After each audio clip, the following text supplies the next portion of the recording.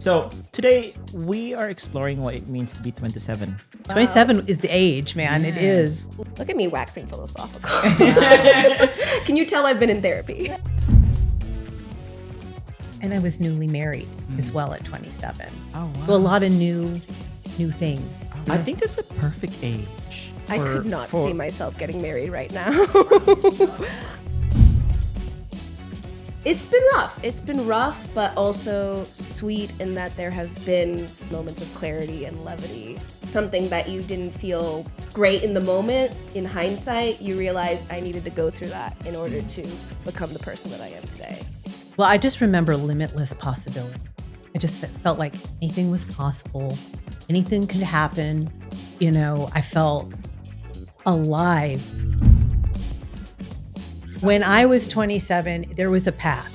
It was a very concrete path. So you go to school, graduate, you get a job, you get married, it's expected. I think what you had said about possibilities, that is what I want life to feel like right now. But I think a lot of the times fear and worry about the future and about just like where we're going. All right, Dina, Sophia, welcome to Kirbylicious Podcast. How are you today? Yay. Hey, we're doing great. I'm doing great. Awesome. Well, thank you both for being here. And, you know, I'm really excited for this conversation because we're looking at the same age, 27, from different points in time. And for our viewers out there and listeners, I wanted to emphasize this, that for the three of us, this is the very first time we meet each other.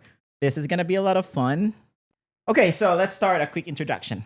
Tell us your name, your age, and what season of life you're in right now.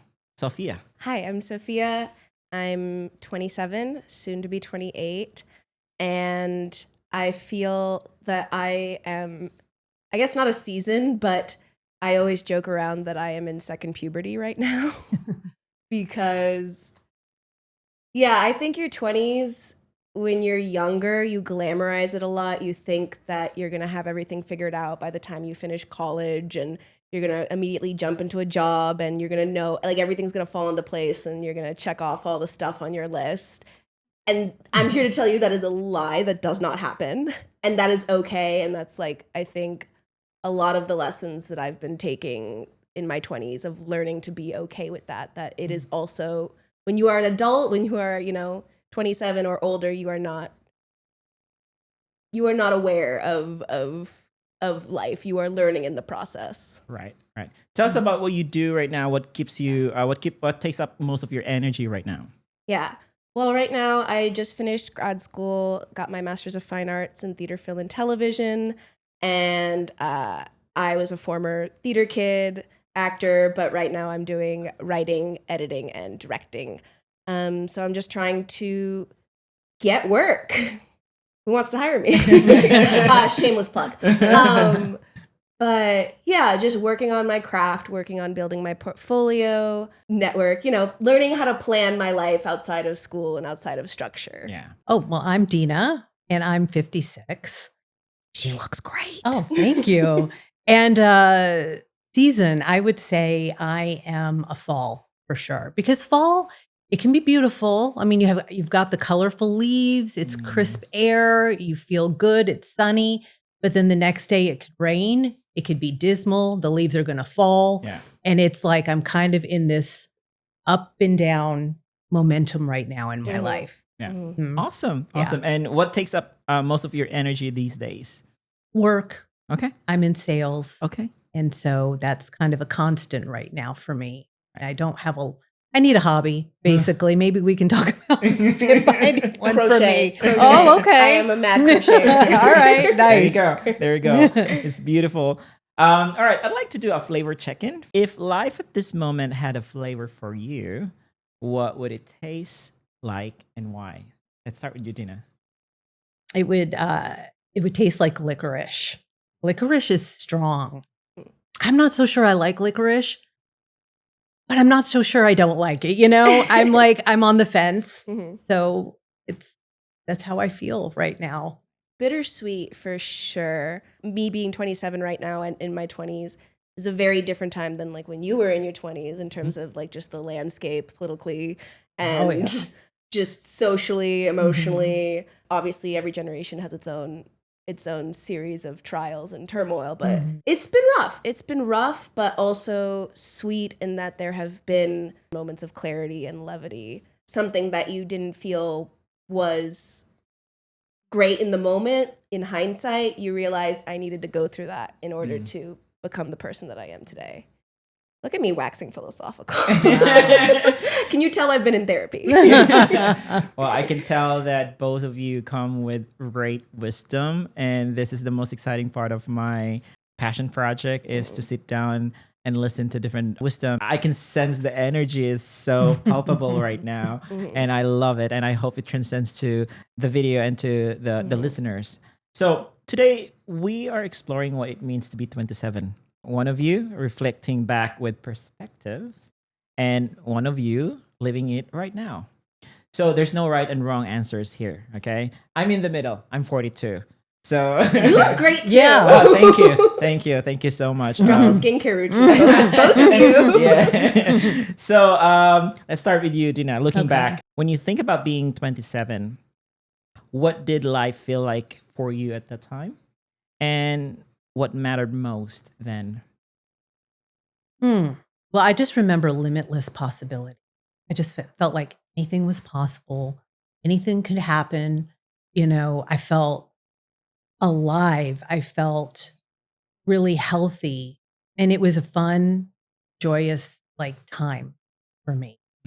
I like to expand your answer about limitless possibilities because that is beautiful. Yeah. Could you give us an example? Would be nice to learn from your generation. I mean, no, it just anything could really happen. Like with my work, I mean, I switched jobs a few times, and it was fun to be able to do that. I wasn't really worried about making money or trying to. I mean, I always lived within my means. I could always support myself, but I wasn't afraid to get out of sales and do something completely different. You could meet anybody on the street. I lived in Studio City by the CBS studios, and I would just walk down my block and I would see, relatively famous people, and you could just walk by. I've had a conversation with a couple of them. It was just anything could happen at any moment, and I just felt like it was great. At 27, I moved to California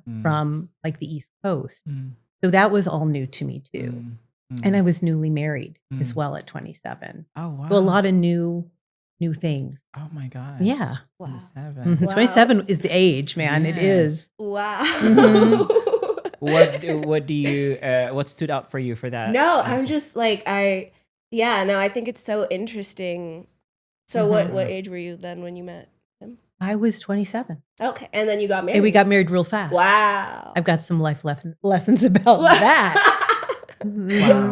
Yeah. Wow. 27. Wow. Yeah. I think that's a perfect age. I could not see myself getting married right now. Wow. Tell us more. I could not. I think dating is harder these days in terms of just connectivity. Even though we're so connected with the phones and we're so connected with internet and social media, it acts counterintuitively that I think people treat other people as commodities now. It's no longer looking to make an actual connection. Personally, for me, I think dating has been more difficult in that I have had to actively seek it out and actively seek out connection and meaningful connection. Yeah, and I have never imagined myself getting married in my 20s. I always imagined myself getting married in my 30s and having kids in my late 30s because my parents didn't, get married until their mid to late 30s. Oh, wow. And they didn't have me. My mom she turned 42 a month after I was born. Oh, wow. So that was kind of the model that I grew up with. So I was never really in a rush. Tell us about, for you right now, Sophia, what does life feel for you right now at 27? Like I've said, I think what you had said about possibilities, I think that that is what I want life to feel like right now. But I think a lot of the times fear and worry about the future and about just like where we're going, especially as a country. And again, everything is just so different now. Again, not to like downplay that every generation has their own struggles to go through. I want to be leaning more into there are possibilities. I am still like at an age where I can go and change my career if I decide to change my career, which if things don't start shaking out soon, I might have to change my career. Sure. Don't want to, knock on wood. But yeah, I think that's also personally been kind of scary for me, that there are all these possibilities. Like it almost kind of feels like, and I of course can't speak for all 27-year-olds. I think I'm a very special flavor of anxious 27. I am almost overwhelmed by all the possibilities. Sure. And like the free will that we have. So yeah, I think learning to take it in stride and learning to, like you said, there are no right answers to life. Absolutely. And that is like the learning lesson of coming out of school and being present. I love the similarities of your, looking back and the current 27 years old, which is feeling, you both feel the possibilities of life. I wanted to dig deeper more in terms of contrast. Let's talk about technology, social media, AI. Because so when you think about back in 27, what was that trend? In terms of technology? In terms of anything, a big trend that time at your age that, every 27 years old is getting on it. Oh, wow. That's an interesting question. I mean, I remember like Y2K was like a big thing. Like everyone was afraid that all the computers were going to just explode and everything was going to get messed up. 2012. And it was, and nothing happened. I mean, it was kind of ridiculous. But I remember that being a thing.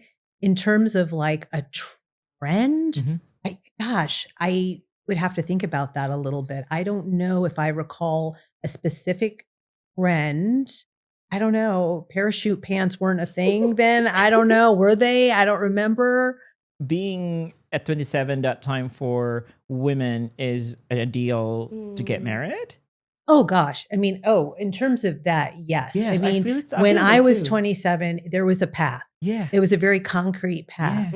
Okay. So you go to school. All right. You graduate, you get a job, you get married. It's expected. And it's expected in your 20s. And 27 was a very common age to get married back then. Yeah. And then you have children. That is also very expected. Yeah. So there was a lot of pressure. For that. Yeah, I think you answered that question, like what matters most then. So like, I feel like this is expected of, I speak for myself.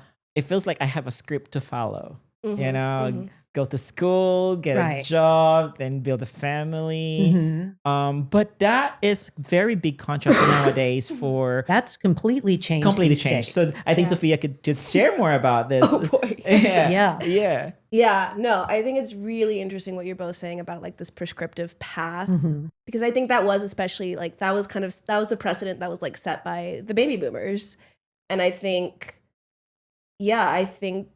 that a lot of us are rethinking what we want in our lives. Like, there's the whole like silent quitting. I think that's what it's called. Prioritizing their own mental well-being and prioritizing what they want versus over a career, which is like unheard of to especially like the baby boomer generation.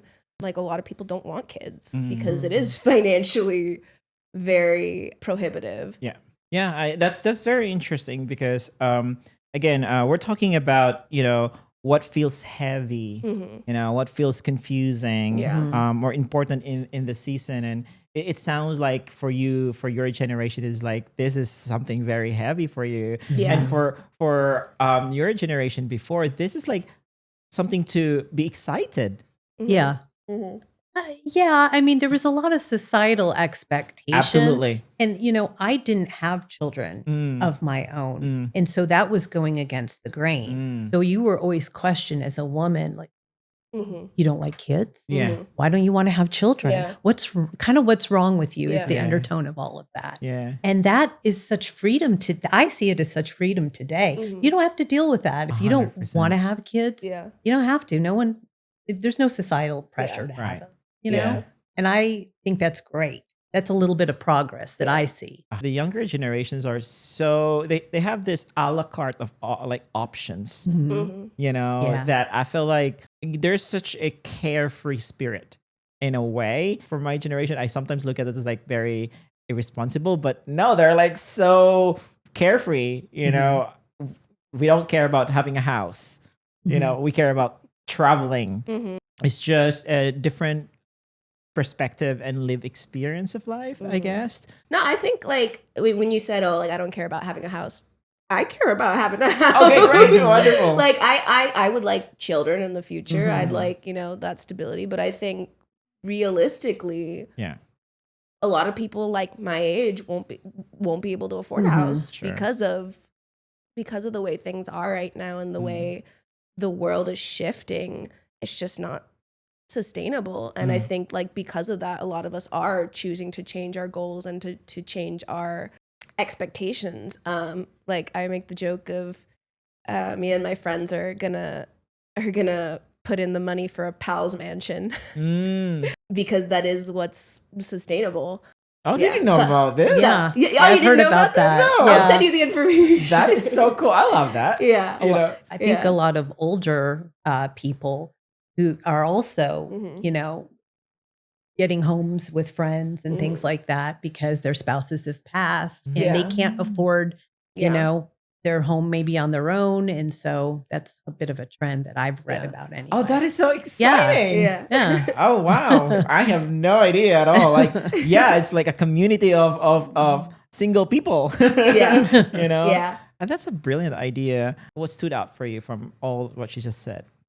Well, I feel for the younger generation about being able to buy and afford a home, home affordability. That kind of was just not the case for us, especially in the Midwest. Yeah. And I just think you guys are going to have to really figure out how to get that stability or just learn to like want to rent because it is very different. So as you're turning 28 soon, what can you remember last year that mattered to you being at 27? I mean, I think in general, the last couple of years, especially in grad school, I've been learning just more about setting boundaries. Okay. The good thing about getting older is that you care less about what, society with a capital S, other people with a capital O, have to say. And at the end of the day, like, you're prioritizing yourself and your own needs, and that doesn't make you selfish. So be it. Obviously, still very much a thing where it's like we all want to be likable, we all want to be, endeared to people, but yeah. I don't remember if I think like this when I was 27 at all. I was such a people pleaser. Still, that's it's hard. It's hard. It's so hard, and it's so impressive to hear from you because, in a way, you have a sense of identity and knowing who you are, what you want. And did you ever have like this when you were 27 years old? Oh yeah, I think back in the day, women especially, I felt were and women of color especially. You had to be kind of a people pleaser. That was the expectation. And I love that that's really changing and not so much the case anymore. I will tell you that after menopause, you don't, I will say no all day long if I don't want to do it. My time is important. And you learn how to, I don't know, when you turn 50, it's just water off a duck's back, other people's opinion. And that's such freedom. And it's so fun. Yeah. I love that. I totally relate to that one. From my experience, I just felt like there's a shift.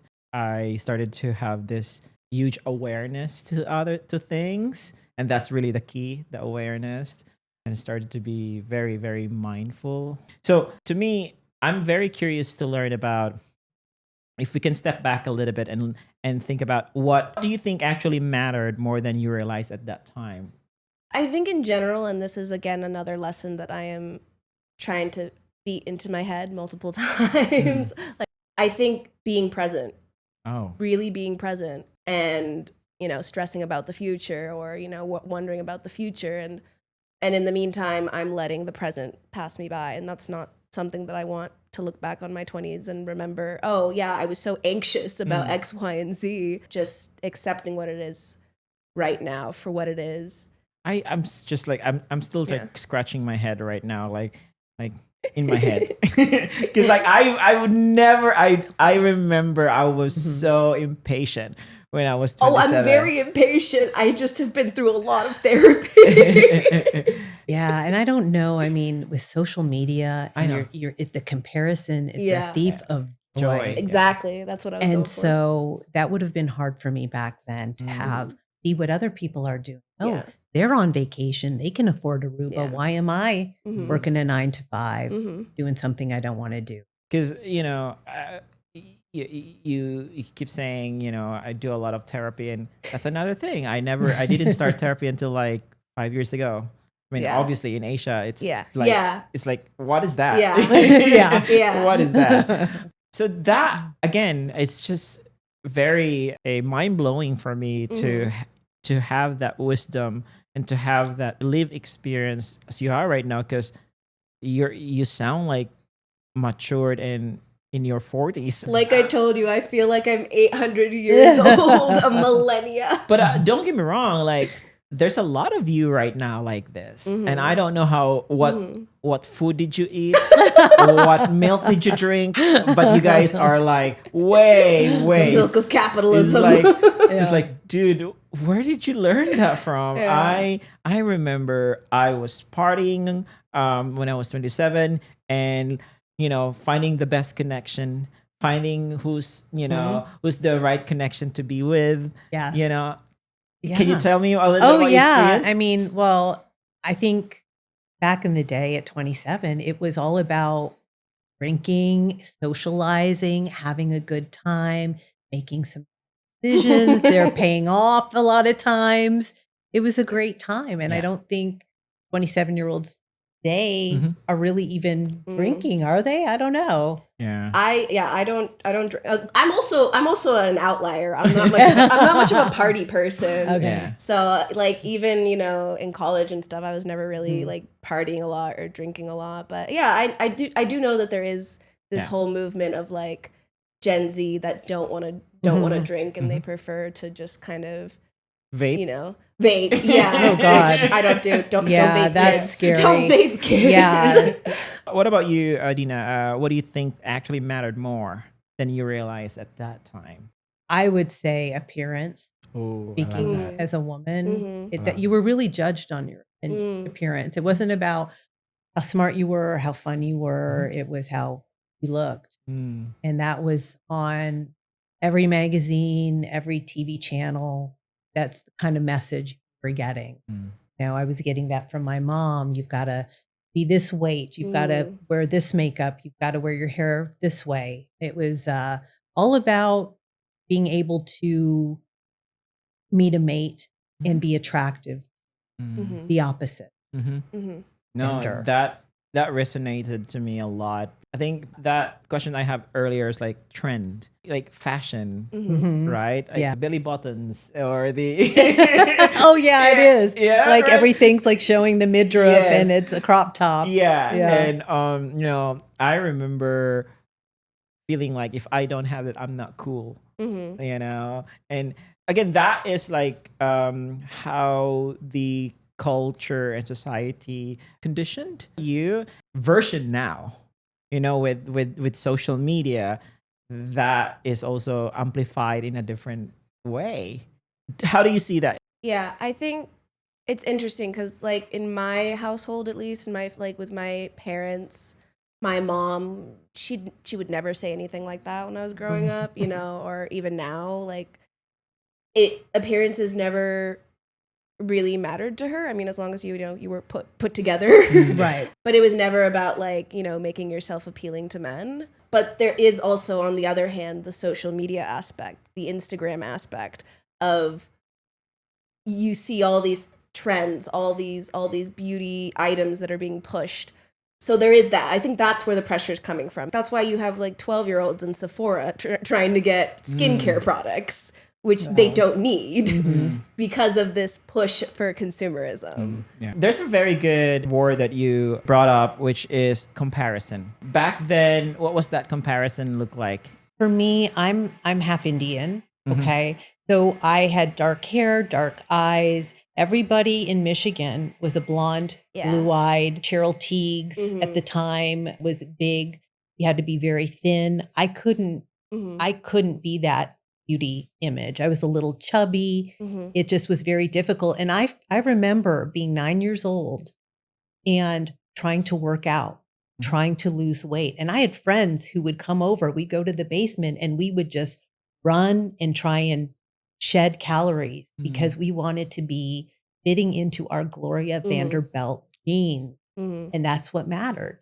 I remember that. And at 9 years old, I'm hoping that just doesn't happen. No, you just triggered. I was going to jump in. Yeah. You just triggered something in me. Like, I think like the beauty standard nowadays has shifted from like this pinnacle of, well, it hasn't shifted from like this pinnacle of whiteness. Cause like I'm Chicana, I'm Latina, I'm, Mexican American heritage, but whiteness, that thin, white, blonde, blue-eyed standard, it's still very much prevalent.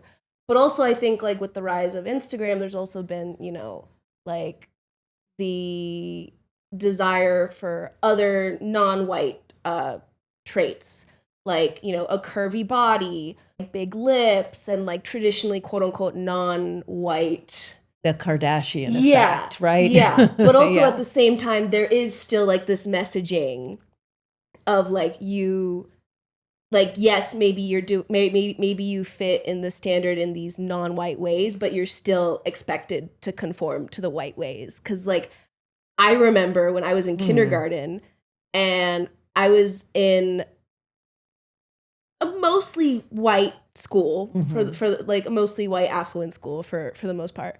And I distinctly remember like a little girl being like, "Oh, why is your arm so hairy?" And like, that's a very like Latina thing to have like more body hair. And that's something that sticks with me. And like also what you were saying about being like heavier, being like quote unquote chubby.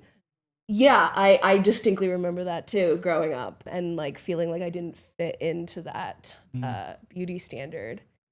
Yeah. It's interesting because, it doesn't matter what generation, but everybody going through the same thing. It's just a different versions, but the same theme. The theme that we're referring here is really validation and feeling seen and valued. We go through all that, and that's why this age is looking back from your perspective and the one that you have, and I'm listening it right now. That I feel like this is so advanced. Where we are so advanced in a way that there are some 27 years old right now that are clueless. Like, I don't know what to do, and like some people, they're also like, oh, there's no hope. Yeah, that too, and coming from a different culture and country, I can tell myself that I don't have the people where I'm from don't have much resources that the people right here. So right now, what I'm gonna do is to do a rapid fire question. So whatever comes up first in your mind is perfect. All right, Sophia, tell me one thing you wish you worried less about. Oh my God. Only one thing. The future. People's opinions. Next is one thing you're glad you took seriously. I think my education. I mean, I always took my education seriously, but I'm grateful that I did. I learned from my first marriage what not to do. Yep. Oh, wow. So yeah, being very intentional, writing it down, knowing what I wanted, and happened. Do you mind if I'm asking how many years ago after the first marriage did you get Oh gosh, it was probably 18 years after I first married my first husband. Wow. Yeah, I got remarried at 48. Wow. Yeah. I still have a future. Oh, you have? I mean, again, I used to think when I got divorced, I was 39 years old. I thought my life was over. I thought I was old, just old. No one would want to date me. No one would want to know me. And that's so untrue. I got out there.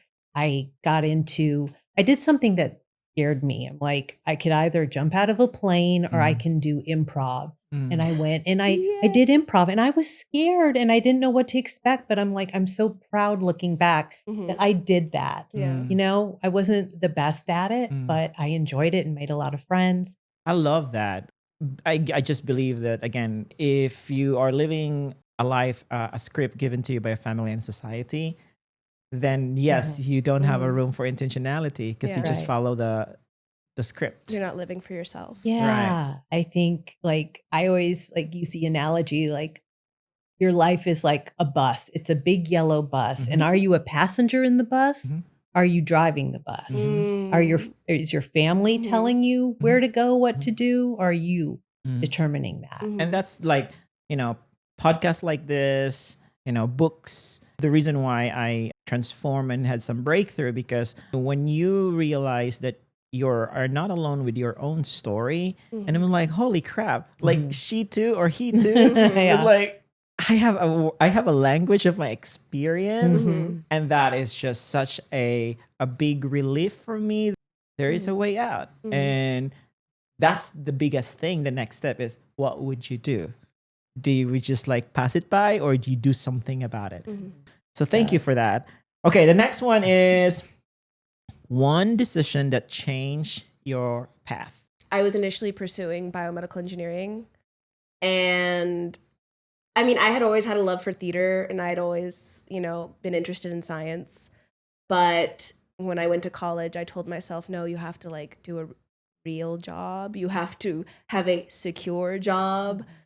Theater can be the hobby, the passion hobby, but not the main thing. And it just got to a point where I just wasn't happy. I wasn't happy in my engineering classes.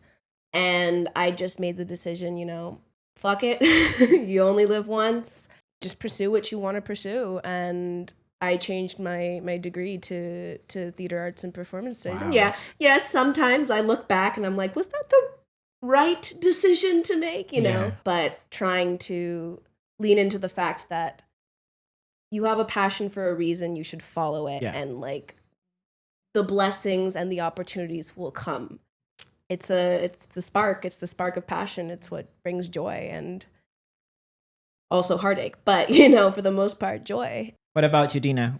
I would say my first marriage did, not in the best of ways, but it did change my path. And, I lived a life maybe not as full of joy as I would have liked, a little more depressed, unhappy because of that choice, but then I'm out here and I met my second and final husband, Amazing. So, I mean, I think things happen for a reason. Totally. Yeah. And a lot of times when I was younger at 27, I would think a door would close and I would get so upset that I didn't get that job, that I didn't get to go on that trip. And then you realize looking back that a door does open. Sure. It leads you in a different direction that you wouldn't have gone in. Yeah. You're happier for it. Yeah.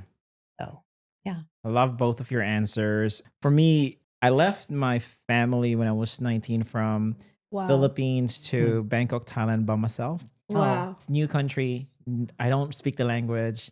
And I lived there for more than 17 years and I built my own company. And that brought me here to the United States. And that changed the path of my life because I learned how to be my weakness is I'm extremely independent. Extremely independent. And that's probably one of the reasons like I'm single because like I learned. Just wait for the second round of divorces. Exactly. Wait for the second round of divorces. Yeah. No, I that taught me to live on my own, live in a whole country and figure it out how to survive. Yeah. On my own, how to learn a new language, how to navigate like completely. It was both like when you're young, you have so much vitality and capacity. It's like an adventure. I remember going there with no visas. I have to cross the border every 30 days to get a renewal visa, the border of Laos and Cambodia and Myanmar. And like, that is sound adventurous. And looking at Bahrain, I was like, that was dangerous. Yeah. That was careless, But because you're young, you're carefree. I'm like, no, this is fun. And I am away from my family, have so much freedom, rebellious, So that really changed my path, and that really helped me. Also, got me where I am right now. The success I achieved in my entire life right now when I'm like hit the 40s, I'm going through this whole transformation and breakthrough that I am breaking a lot of trauma because it's very traumatizing to leave your family and Yeah. like you have no family and country Yeah. Oh my and God. trying to get into like I still feel like I consider Thailand as my second home for sure, adopted home, but I could never feel like I'm part of them because it's a different country. But I'm very well loved there. 27 is when I started my company. This topic really took me back to Oh, wow. wow, what a path. The last question is one reminder you'd give your 27-year-old self. I think really just live in the moment, live in the present. It's okay to fail. In fact, it's better that you do fail because you'll learn from those failures and enjoy the right now. I gotta ground myself and remind myself that this is a joyous time. Yeah. What about for your future self? Again, I think just living in the present and also like not forgetting who I am in this moment. Dina. I would remind myself that I am in charge. I am not a passive passenger. No one's dropping out of the sky to help me figure it out. It's on me. And I would say enjoy the little, you'd be surprised when you get this age, the laughs that you had. And I wish I had learned that earlier on. Yeah, I love that you highlighted that because that's also the message that I've been getting, and that's the reason why I'm creating this podcast because building a community, building a relationship. Because when you hit your head in the pillow at night, and then we start like reminiscing, it's not about like how nice my car was. Right. It's about like the laugh. Yeah. You know, there are times like I just giggle at myself in the middle of the night. I'm like, what the hell was that? That was a lot of fun. Yeah. Like, you know, the more you do that, the more you remember that one. It's just like it's a good energy. You know, it really resonates to your both mental health and physical health. You know, and we are all living in this whole generation of longevity. Yeah. Everybody wants to live longer. I know. And I worry about the 27-year-olds because they're not face to face with their friends. They're on their handheld device. And I wonder what they're going to say when they're my age because they're not going to have formed those relationships. That's going to be a very lonely place. So I agree. And you know, how do you do things to keep yourself, you know, being outside that social media, and how do you build relationship, and you know, what do you do?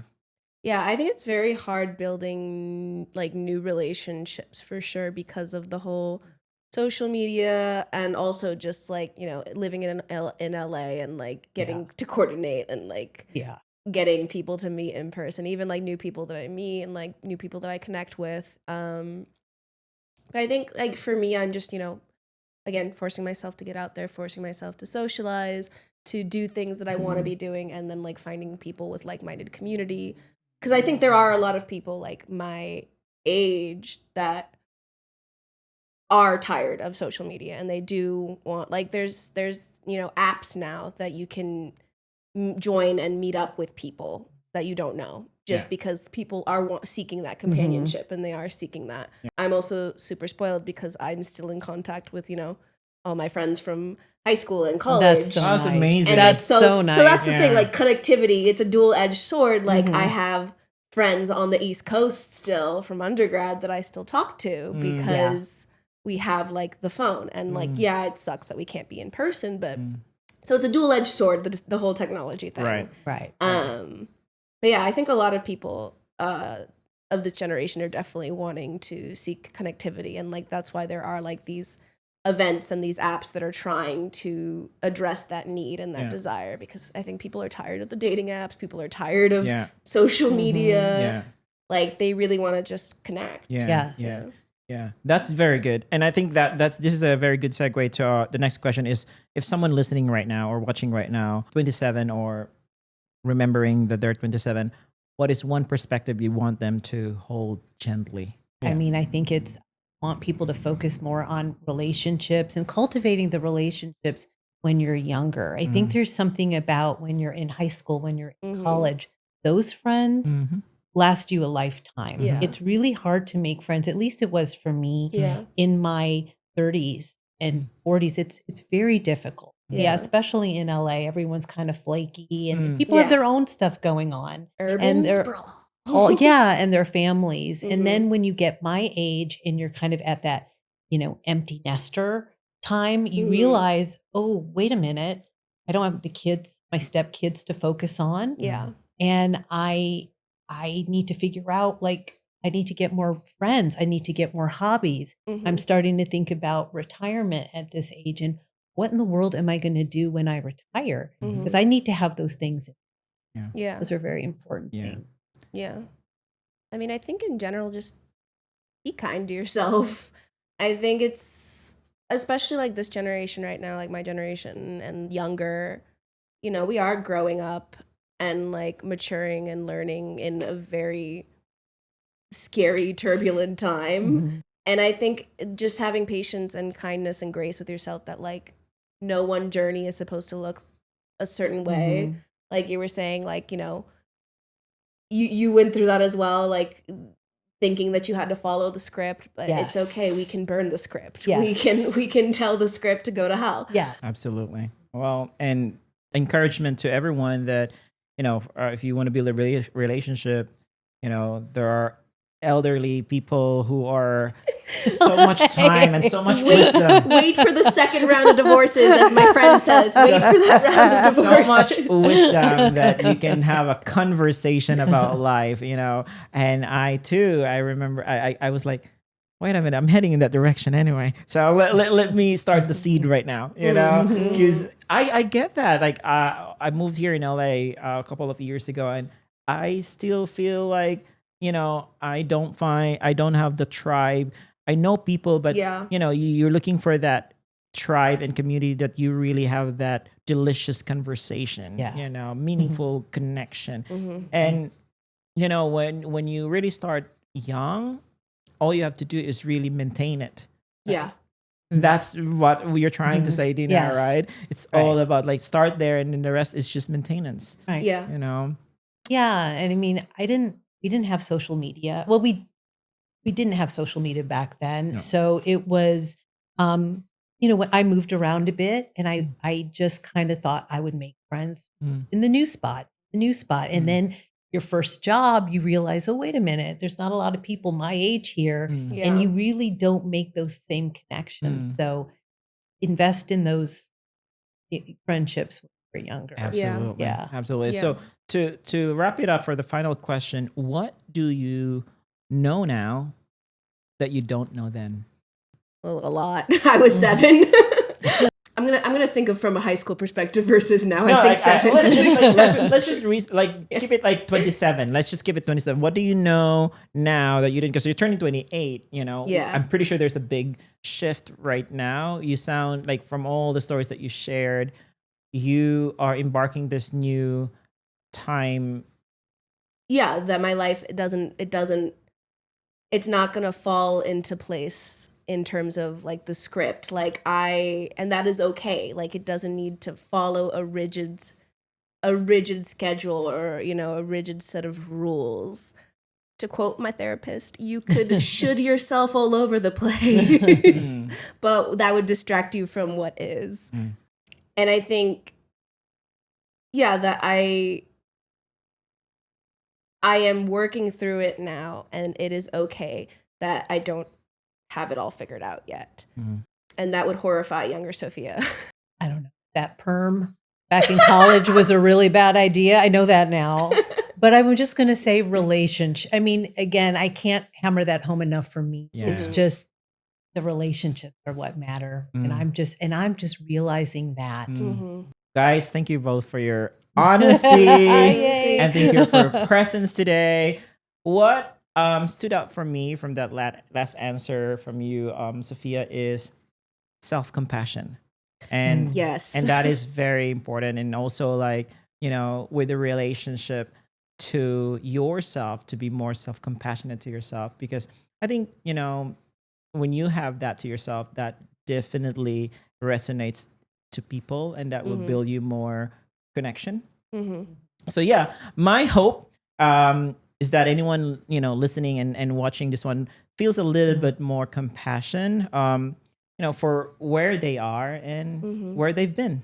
You know, Yeah. I always tell people that we are all figuring out. Yeah. We are all just figuring it out. Mhm. But some people have more stories to tell, Yeah. and some people just have fresh new ideas right now. But thank you so much for your honesty and presence today. Yeah. I Thank like the you. perspective before we sign off. I like the perspective of just life is a marathon and not a race. Exactly. And I think that's Yes. something that, like, at least for me, definitely in the last couple of years that I've had the tough lessons of learning. Yeah. So be kind to yourself, get a granola bar, drink some water on the way. Yeah.